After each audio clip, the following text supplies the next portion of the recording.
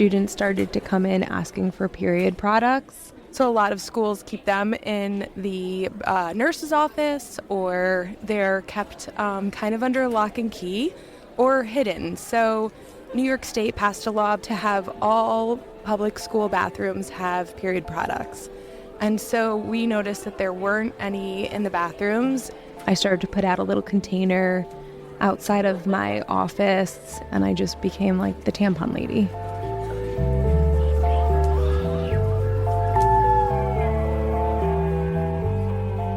It's the TMI Project Story Hour, a series of true stories created in our writing workshops by everyday unsung heroes. They all divulge the too much information parts we usually keep to ourselves for personal liberation, human connection, and freedom, both for themselves and those who listen. As the TMI implies, some content might be too much information for some listeners. And remember, your support keeps our content free and accessible to everyone who wants to listen. So if you like what you hear and you're able to chip in at tmiproject.org, thank you. Either way, we're glad you're listening. Seems I might be one to remember. Is that a secret you're keeping? What if you have the cramps and have to go to bed? Isn't something wrong if your period doesn't come every 28 days? Is it abnormal if the amount of flow is always changing? Are we expected to suffer and still go about our business as usual when we have the curse?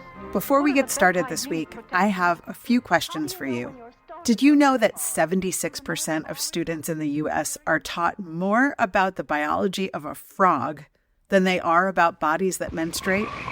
Frogs lay hundreds of millions of eggs each year. What if they all hatched? Did you know that 50% of menstruators do not know what on earth is happening the first time they get their period? I was sort of horrified. I didn't really, understand what was happening. Disgusting with me. Did you know a recent study looked at how trans and non-binary youth experience periods and found out that 93% experience distress? Depending on where you're tuning in from, these stats may be shocking. Or it may be shocking that we're talking about periods at all. Even though every month around 1.8 billion people menstruate worldwide, it remains one of the ultimate TMI topics. Are you there, God? It's me, Margaret. We're moving today. I'm so scared, God. I've never lived anywhere but here. I got my period when I was 11 years old.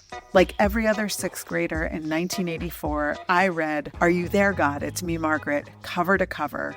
And yet I was still so ashamed of my body and what it was doing that I didn't tell anyone. Instead, I hid my underwear behind our washing machine in the basement. I didn't tell my mom. I would not have dreamt about asking a nurse for a tampon or a pad. And I definitely would not have stepped on stage and told a story about my period if you paid me $1 million. Just do it. Picture yourself in high school. Would you ever do such a thing? Do such a thing? Do such a thing? Do such a thing? This is why I personally feel so excited to work with this new group of emboldened students from Kingston High School's Period Power Club, the next cohort of TMI Project storytellers to take to the stage and speak truth to power. I am simply in awe of these brave young people. We can't share their stories with you today because these students are still in the midst of their writing workshop. We're going to write, and then we're going to read our stories. So it is definitely going to be a super focused day. So I'm going to take you, just remind you what a TMI monologue should look like. You can hear their finished pieces on December 6th, in person in Kingston, New York, or via live stream from anywhere with an internet connection.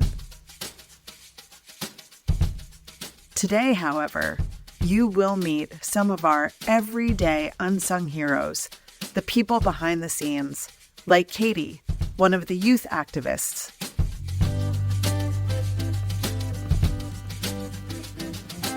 So Period Power is a primarily student-run club in the high school. We have Miss Tina Dierna as our adult advisor.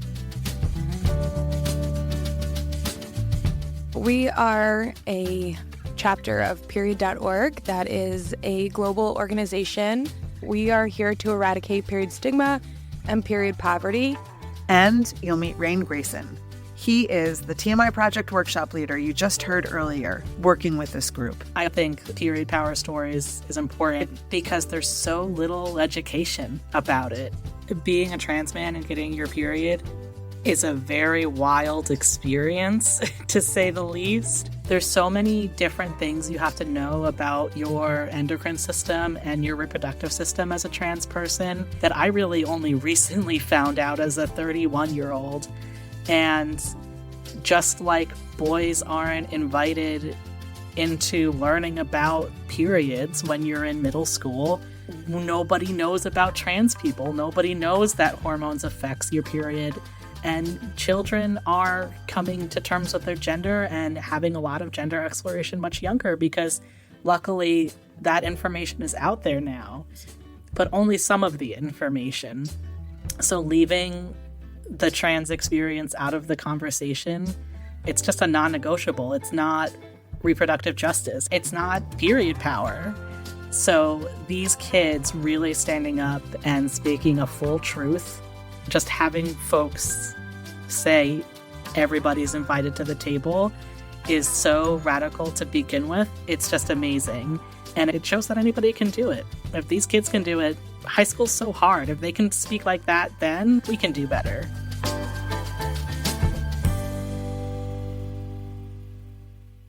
Katie makes another great point about why educating everyone about each other's bodies is so key. Women should have to sit in for discussions about male anatomy and vice versa.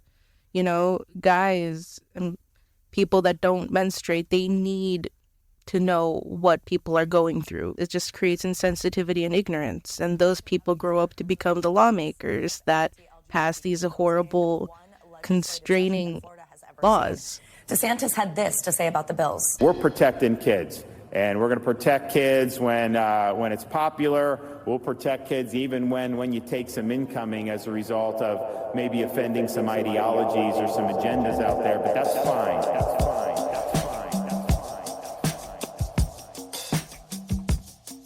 Right now, if you live in the state of Florida, if you are in elementary school, you cannot talk about menstruation, and the period word is not acceptable. Ms. Dierna is referring to House Bill 1069. You've probably heard of it. It's an expansion of the Don't Say Gay bill that already impacted open discussion of sexuality, pronouns, and the right to ban books and educational resources in Florida. As of July, it limits discussion or education about menstruation through 6th grade.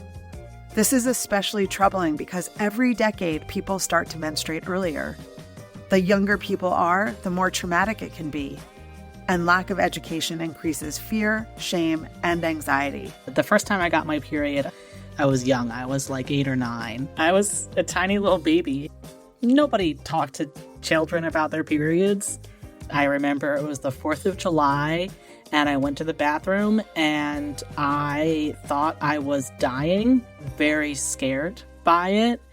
Everybody I talked to has a very similar story. They're just like, what is happening to me? Am I dying?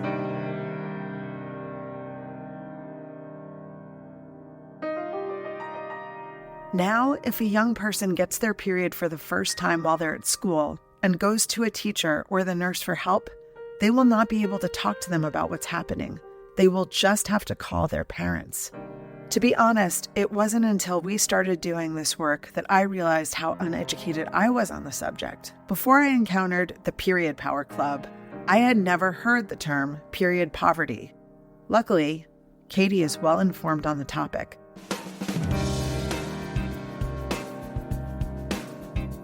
So period poverty, to put it simply, is like having to choose between providing dinner for your family or getting all the menstruators in your house pads or tampons.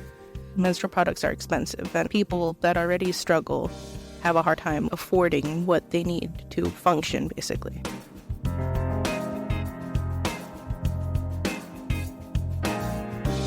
Seriously, can you imagine paying for toilet paper, soap, or paper towels in public restrooms? Access to products, or lack thereof, impacts students' attendance, their grades, and ultimately, their futures. But there is a reason that these items are not provided. It turns out that menstrual products are a big business, estimated to pull in $4.5 billion in the U.S. alone in 2023.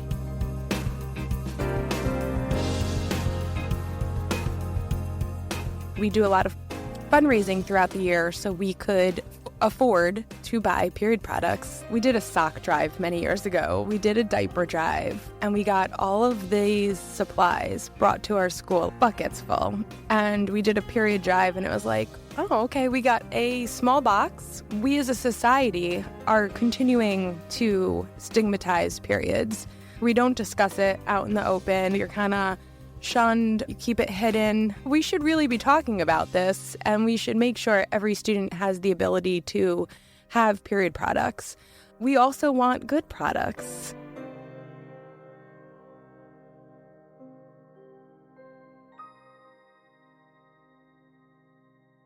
The products that we got are really bad. They're in cardboard boxes, they're clumpy, they barely absorb anything, and they're super uncomfortable.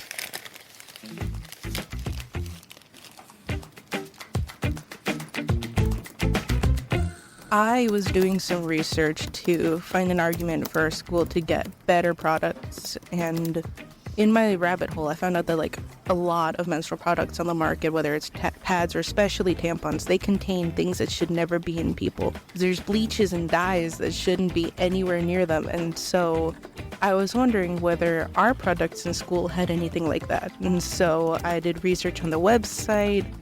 I looked at the product description, nothing disclosing anything about that. Of course, why would they? So I called their corporate number, and a person answered, and I asked them, and she got a little bit rude and said, we can't tell you that. I feel that what goes in menstrual products could be more closely regulated. The FDA regulates and classifies menstrual products as medical devices, meaning they are not subject to the same labeling laws as other consumer items. But despite all of this, Katie and other youth activists are not giving up.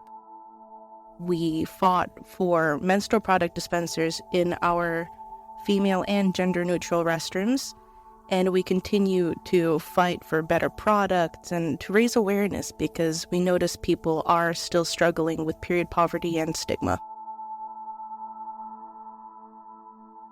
It is this unrelenting dedication for equity that is fueling this group to do what, in my youth, was unthinkable: stand on stage and tell stories about their periods in front of a live audience and online for people around the world to hear.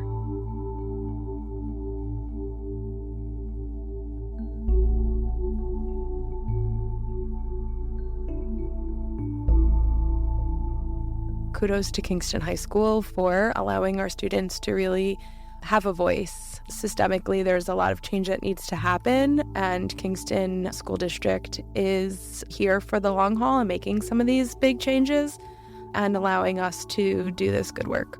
We hope you will join us for the event, and stay tuned for all of the content that will follow. Videos on our YouTube page, a special podcast collection featuring all of their finished stories, and other educational materials. They are not messing around. It is their goal to create a blueprint for change that can be used at schools nationwide. We're hoping to start a movement of people starting their own clubs in different parts of the world, in different parts of the country, even in neighboring school districts. We try to spread our word and advocate, and we hope others will be inspired to do the same. I believe with your help they can do it. There is no better investment than supporting a young person who has the audacity to change the world. If you can, give them the gift of a story with a donation today at tmiproject.org/support.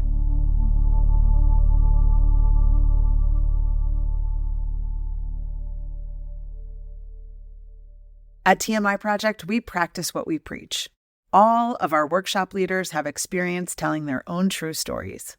While Raine will not be performing with the students on December 6th, he was willing to share a little of his story here with you all today. This is not a monologue performed on stage.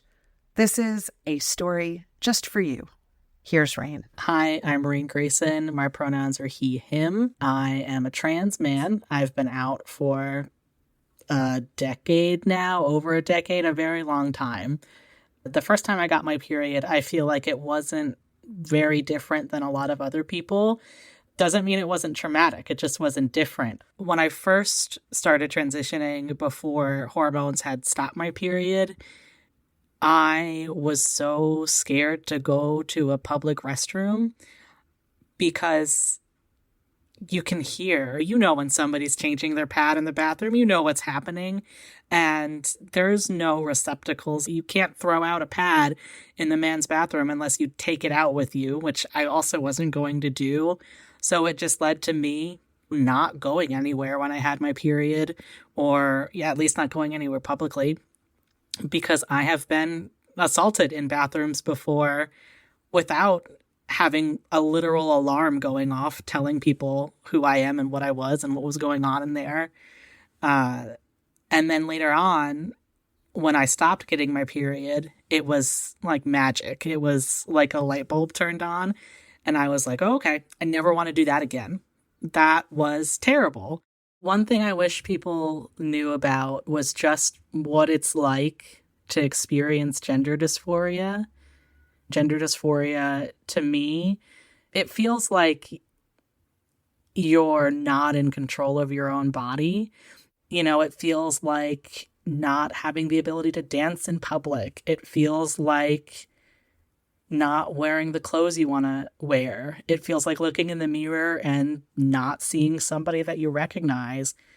It feels like not looking in a mirror at all. It is really like a monster that you are constantly just kind of holding on your back that you feel, but nobody else sees. It is such a privilege to not feel like your own body is your enemy. And a period can really do that to people. And when I stopped having periods, I was able to feel like I was more of a man, and I felt more connected to myself and less like I had to hide. And I actually, when I moved from state to state, I had a huge lapse in my hormones because doctors didn't know anything about trans people. I remember I started a new primary care physician and I just didn't think anything of it. I was like, hey, here is my situation. I need these hormones. And they sent me to another doctor who didn't deal with hormones at all. And they sent me to another doctor who was terrible. And then finally I got put on a wait list for a trans-specific healthcare clinic. The wait list was like 5 or 6 months to get seen. And in that time, I was rationing my hormones. I was supposed to take it every week. I was taking it like once a month just to make sure I could stave off the inevitable. And finally, I ran out and I had a period. And I remember just having one of the worst panic attacks of my life. And it really set me back in my depression and in my dysphoria. And it took me like months to really recover from what that did to me mentally. And there was no reason I shouldn't have had my hormones in terms of my health. It was complete incompetence and nobody thinking about things like that. But it really made me realize how not part of the conversation I was. Nobody talked about men menstruating. And I didn't really want to talk about it either because it was so hard for me and so dysphoric. Even when I would go to my trans support group, I didn't talk about it because I didn't even want to face it. It sucked that it was something that always had to be on my shoulders in terms of like educating people about it and even just making space for other trans people to talk about it. You know, there's so much trauma around it as a woman, and then to add that extra layer, it's so much heavier and so much harder to hold. It's very erasing, and you always have to stick up for yourself, and it makes it hard to really show up in the way you want to show up. I consider myself an avid feminist. I have a lot of trouble hanging out in feminist forward spaces because it is very girl power, which I am all about. But when we are talking about things like pregnancy and menstruation, it is not just a girl power thing. And all of a sudden, so many people who could show up to the fight feel like they're not invited to even fight for things that are part of their bodies and traumas that we all share. I know many men who feel just like many women, that they thought they were dying the first time they got their period, but they can't talk about it because they won't get the girl power. They won't get that rallying cry behind them. So to see anybody really show up and make space for anybody who has a uterus it's not only it's insanely radical, it just makes a fight that we should all be fighting available for all of us to fight.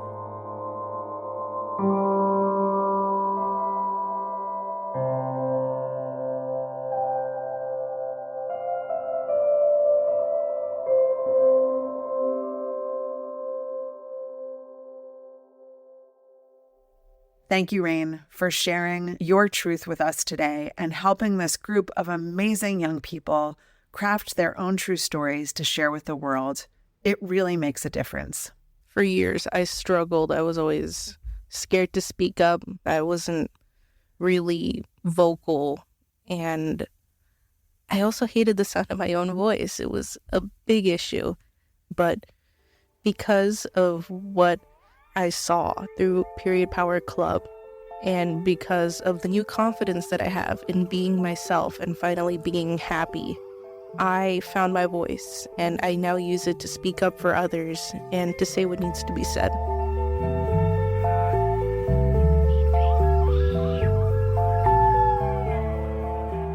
Again, if you would like to support the students from the Period Power Club, create a blueprint for change for schools nationwide, give them the gift of a story with a donation today at tmiproject.org/support.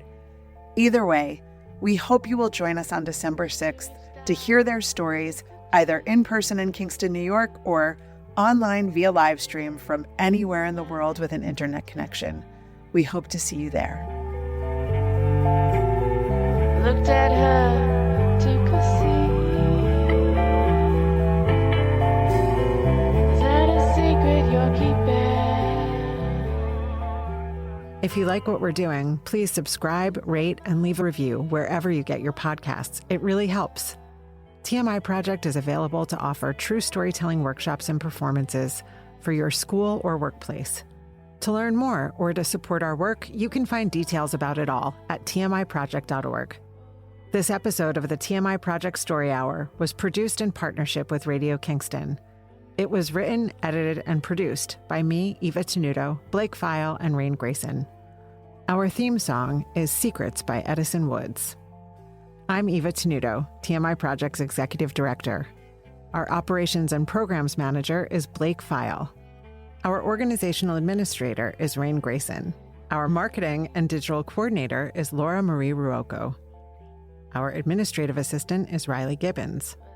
Our Graphic Designer and Webmaster is Lauren Gill. Our workshop leaders are Perla Iora, Haley Downs, Raine Grayson, Ray Lipkin, Dara Laurie, Micah, Julie Novak, Blake Pfeil, and me, Eva Tenuto. New episodes of the TMI Project Story Hour come out every Wednesday. To learn more and to find a special writing prompt so you can start telling your story, visit tmiproject.org/podcast.